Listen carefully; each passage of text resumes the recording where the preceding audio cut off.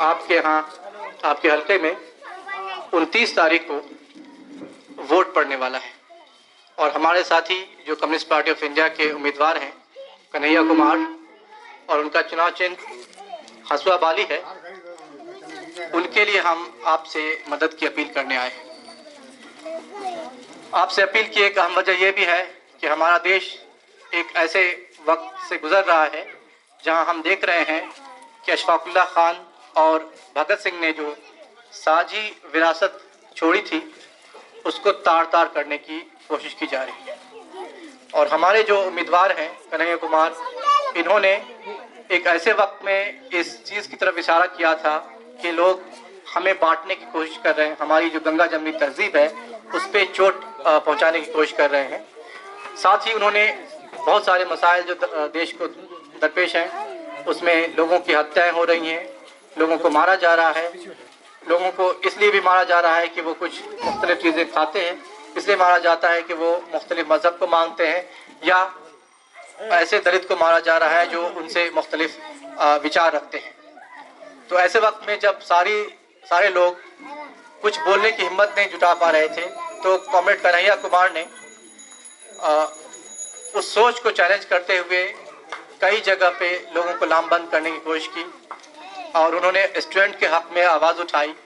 इसके सिले में उन्हें जेल में बंद कर दिया गया। लेकिन आप उस जज्बे को देखिए कि जो बंदा जेल में रखा गया 21 दिन और उसको अदालत में मारा गया, उस बंदे ने बाद में जब आम लोगों से मुलाकात की तो उस चीज़ को और ज़ोर से उठाया है। हम उसी जज्बे को आगे बढ़ाते हुए यहाँ तक आ रहे हैं कि जो बंदा जो कन्हैया कुमार हमारा है वो जिस हक की आवाज़ उठाता है वो आगे उजाई साइड है। आपको ये मालूम होगा कि न सिर्फ हिंदुस्तान में हमारी जो पार्टी है, लेफ्ट की पार्टी है, कम्युनिस्ट पार्टियाँ हैं, उन्होंने जो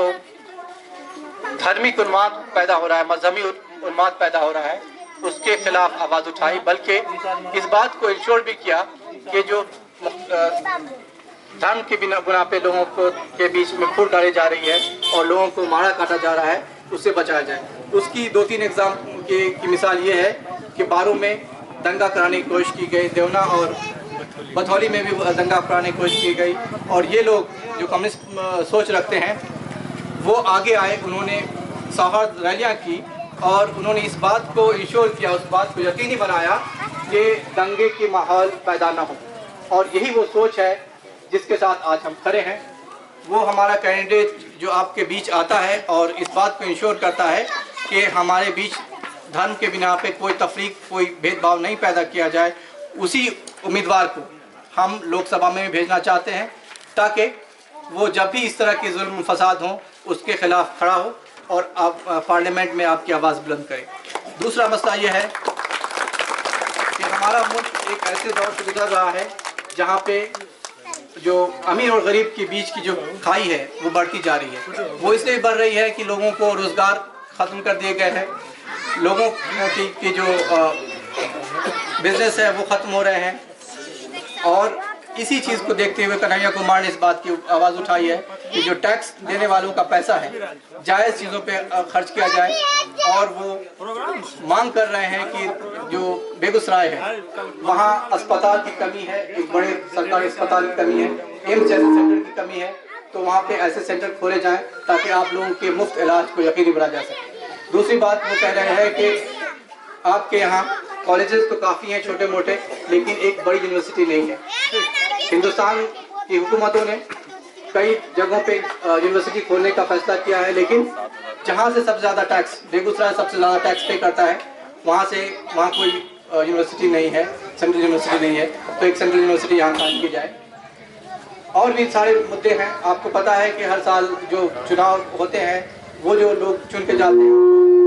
डेवलपमेंट फंड के नाम पे करोड़ों रुपए दिए जाते हैं, वो खर्च नहीं होते हैं। लेकिन कॉमरेड कन्हैया कुमार की जो की स्कीम है उसके तहत वो कह रहे हैं कि हम उस पैसे का जायज़ इस्तेमाल करेंगे। और आपको पता है कि वो एक गरीब घर से आते हैं, एक ईमानदार हैं, और हमें यकीन है कि जब वो चुन के जाएंगे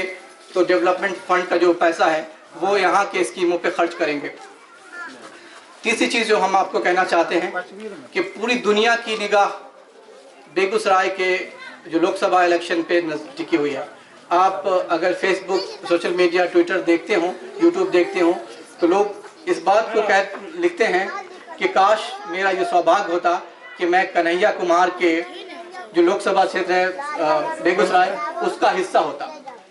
अब ये कितनी बड़ी बात है कि दुनिया में बैठे हुए, हिंदुस्तान में बैठे हुए लोग ये सोच रहे हैं कि काश मेरा एक वोट कन्हैया कुमार के लिए होता। आप लोग कितने खुश नसीब हैं कि कन्हैया कुमार जैसा उम्मीदवार, ईमानदार उम्मीदवार आपके बीच है और आपको उसको जिताने का मौका मिलेगा। और जैसा कि उन्होंने कहा कि मैं भले ही दिल्ली से आया हूं, लेकिन आपके बगल में खुदाबंदपुर से थोड़ा सा आगे आप बढ़ेंगे तो रोसड़ा ब्लॉक है। जब